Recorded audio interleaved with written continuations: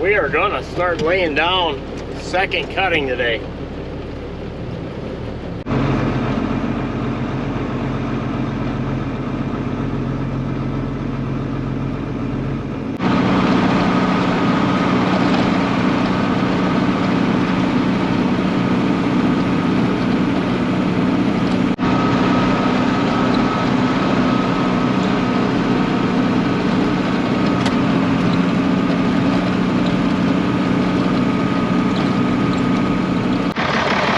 We're out here in the middle of this hay field. This is our prime hay. We've got about 3 or 4 that make up 200 acres of our best stuff. This is second cutting. You want to cut this when it's about 10% blossomed. I don't know how well you can see. I'm seeing a blue tint like right here. You don't want her to get too fully blossomed or you lose some of the feed value, they say. I mean, we do the best we can. But she's laying down pretty good. I got the old rig 4240. Wide stance. I was just saying this again. I haven't been in this since we first did that last video about a month ago. You cut this about every 30 days. Look at the width on them tires.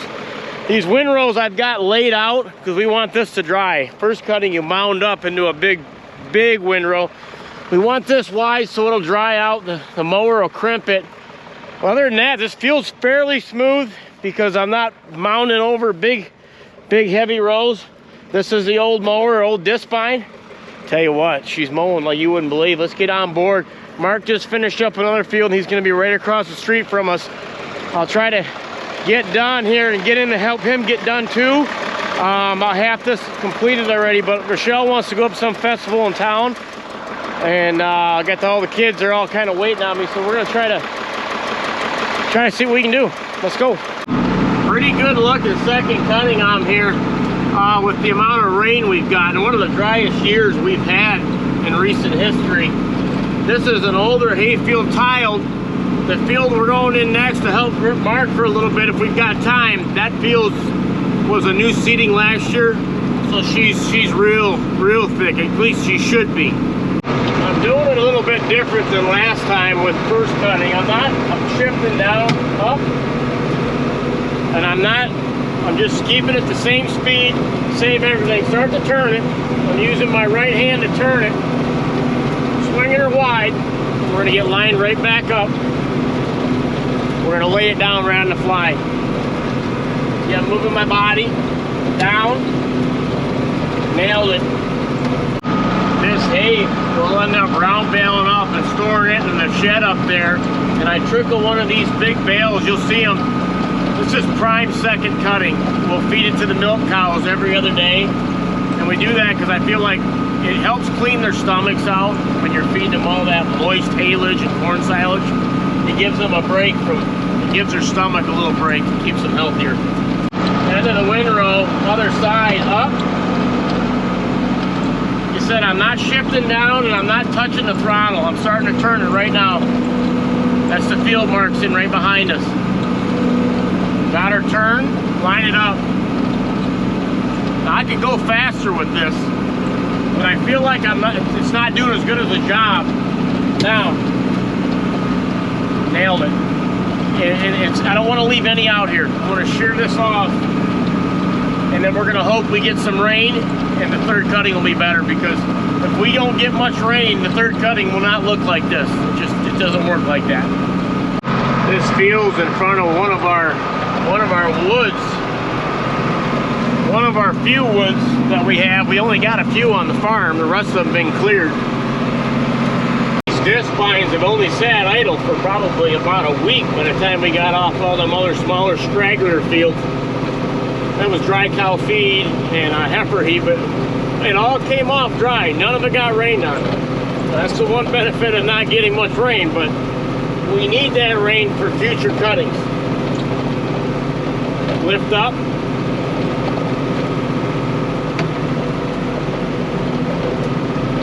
We'll hit the other level. It's the outside lever. Start to turn it.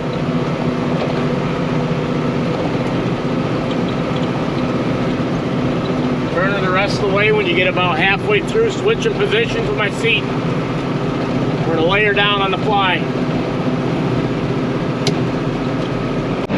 We've got a lot going on at the farm this week. You know them heifer barns we got, the one was built about 20 years ago. Built a pole barn, cemented it, but then when we cemented it, we put in some old telephone poles for mangers, rough sawn boards from the Amish. Well, some of them were getting rotten. And when you got a little cattle out of there, sometimes they'll jump through them boards. Well, that middle barn, we put in cement curbs and steel.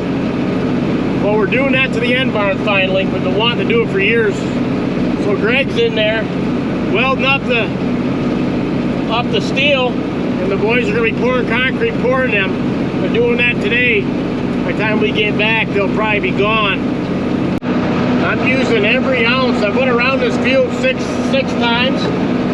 I'm using all 6 windrows to turn this big, long. Look at the long tongue on this thing. Turning, reshifting. We're gonna lay her down. Pretty thick in through here.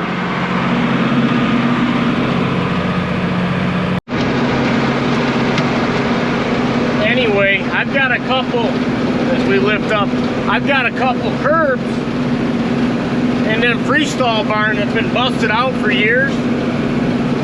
That's why I ride the bucket up against to clean them freestall alleyways. Lay her down on the fly. So I've tried fixing them a couple times, but unless you drill down with some re-rod in the cement and on the side, it's only about 2 foot piece. I've been wanting to get that. These guys, father and son team that do the concrete, Mike Gall and Saxon, Gall Contracting. They poured all the cement at my house, and they poured a lot at the farm, my brother's house. But anyway, they're gonna fix that for me. And I mean, trust me, they'd much rather be pouring barns and driveways. They do all that. They do decorative. They can make a lot more money doing that, but they help us out. They know they're not gonna get rich off it. It's just really, it's helping. Look how thick that is. Going all the way up to the top of that mower. This is supposed to be the best part of the field. Anyway, getting some concrete taken care of. Feeling good about it.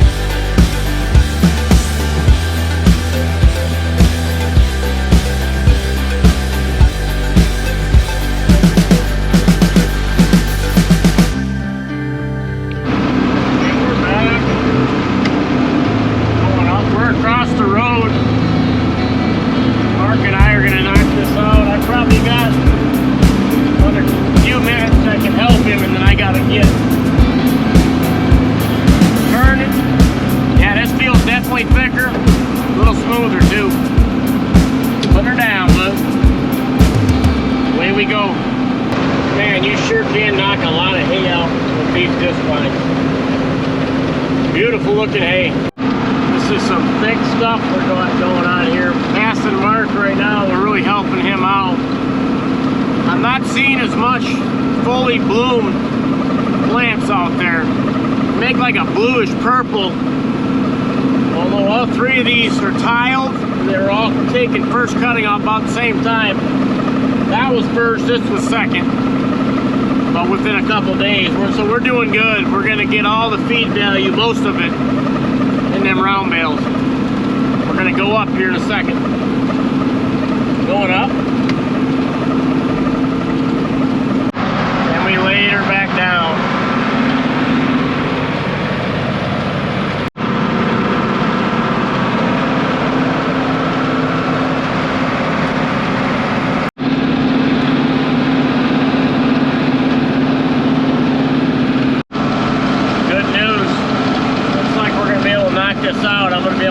The whole way through on it. How thick that hay is. That way he can get done. He's got a milk tonight. I'm gonna be off. Rochelle's gonna be happy, and we're, you know, you wanna help guys out so he don't have to go right from here to milking. That can wear on you.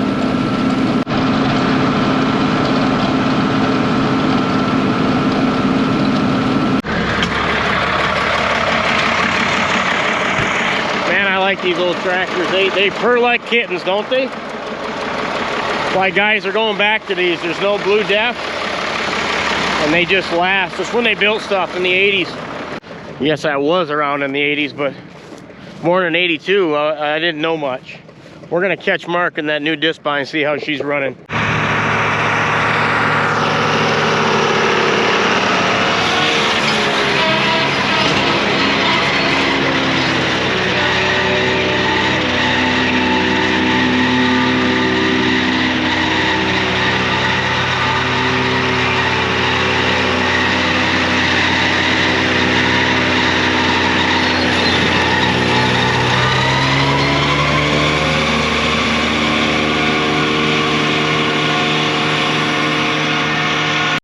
And that's that. That's a mean machine. Let's head up to the farm.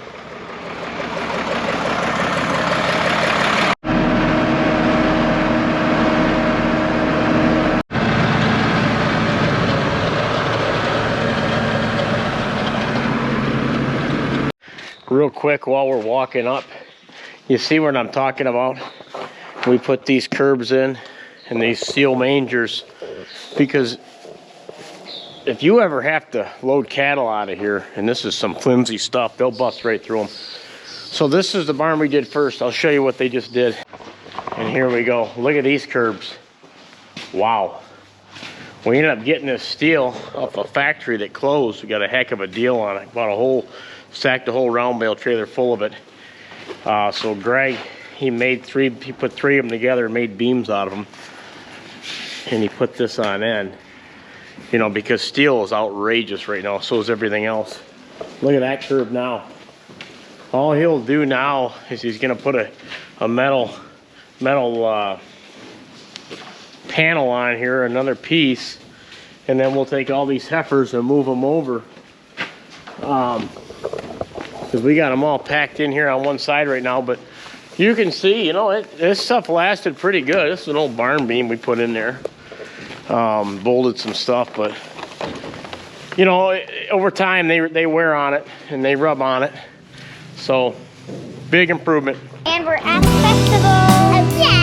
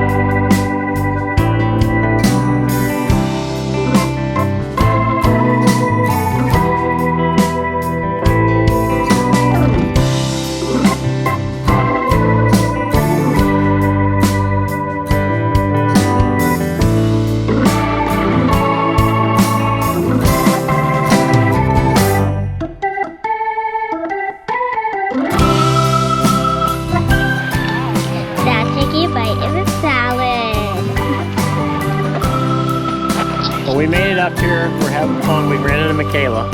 And look at Michaela's with Grant. us. Grant's eating a salad. Rochelle, we're in the shade. And Grant has And we're having fun. And Grant has a wrench mouth. Back to the farm tomorrow. Look at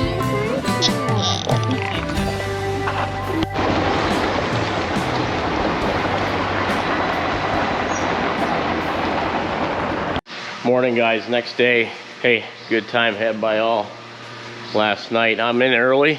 It's actually my day off. We get a day off every 3 weeks. But before I went to the festival, I got done cutting that hay, turned that first silo on fed. When I came to shut it off last night, it was rattling. So I told my brother about it, had him check it out. Turned out there was a housing cracked on one of the main blower bearings. So he calls me and says, when do you want to help me mess with it? Knowing today was my day off. Doesn't matter. We're in bright and early. I helped him pull it up, and he's in there right now. I've got these scraped and fed. Get them. It'll really help them out. Get the day going for them. And I'm gonna fill this feeder wagon.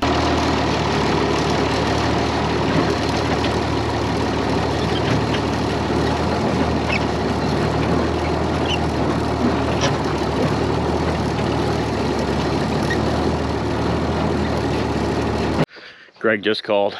I said, call me if you need something. He's already got it in place, and he wants me to kick it on and see what kind of adjustment he's gonna have to make.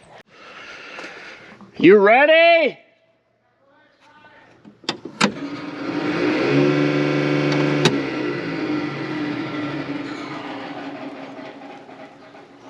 What do you think? And he's clear. He said he's all set for now.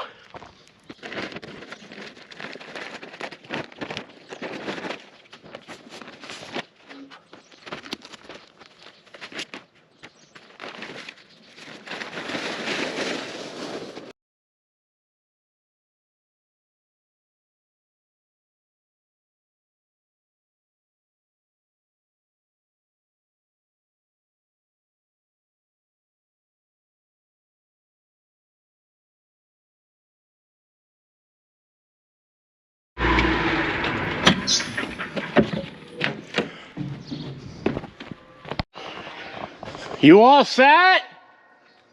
Untie that little paddles. All right.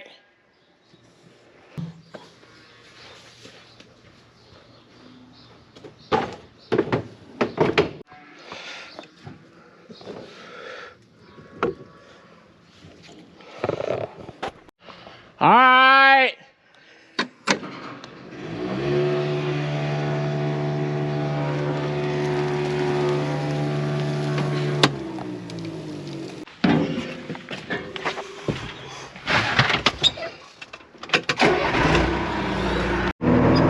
And we're back in. I just gotta pull this wagon, wrap this bag up. He's got it going, kicked it on, sounded good. I put the chute in, we'll run him out some more feed before we get out of here, make sure everything's all good.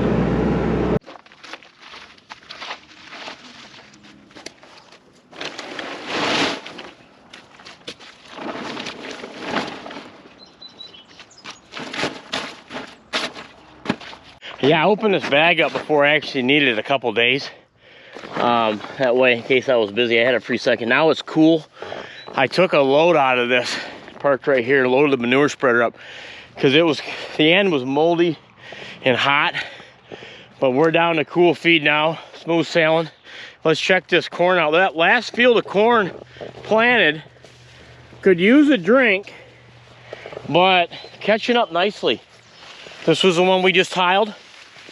And Dad got it sprayed perfectly, and it's catching up. It's just not bad for your last one. I mean, this was like about a month difference, you know, because we did get some rain. Look at it. I can feel these leaves. Look at that. That's what we want. She's wet. That's a heavy dew. That's what's keeping this thing going.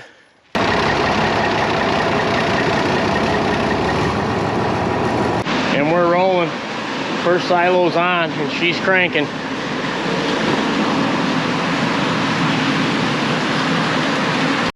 Cows are lining up nicely, getting ready to chow down. She's getting ready to go poop. We got a heifer here getting ready to calf. Check her out. Massive. Massive, massive animal. How you doing, bud? When are you gonna calf? When are you gonna calf? She's been up here a while. Just not ready yet. Hear that silo just a humming.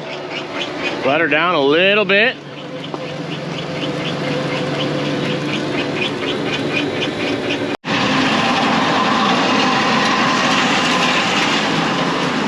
Check out this curb my buddy's poured, and here it is. It's all set and ready to go. That's got rebar going through the existing concrete sides.